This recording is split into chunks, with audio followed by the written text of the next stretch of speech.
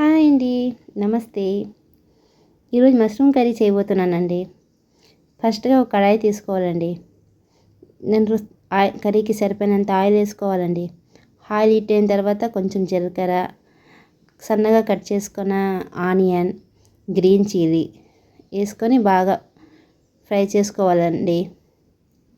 Onion బాగా brown colour వచ్చిన వరకు ఫ్రై చేసుకోవాలండి. పచ్చి లేకుండా ఉండాలండి.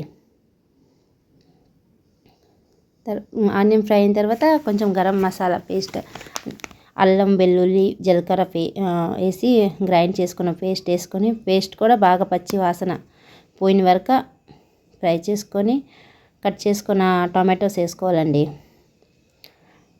అది కొంచెం పసుపు, టేస్ట్కి సరిపోయినంత సాల్ట్ వేసుకొని టమాటా బాగా మగ్గిన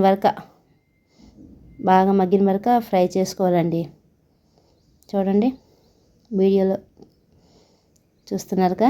బాగా టమాటా మగ్గిపోయిన తర్వాత కట్ చేసుకున్న మష్రూమ్స్ వేసుకొని బాగా కలుపుకోవాలండి. ఈ కర్రీలో వాటర్ అయితే యాడ్ అవ్వదండి. బాగా కలుపుకోవాలండి.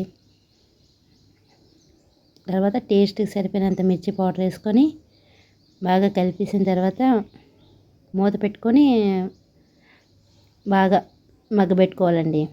చూడండి, కర్రీ రెడీ అండి. చూడండి, తర్వాత లాస్ట్లో కొంచెం కొత్తిమీర కట్ చేసుకొని వేసుకొని అంతేనండి, మష్రూమ్ మసాలా కర్రీ రెడీ.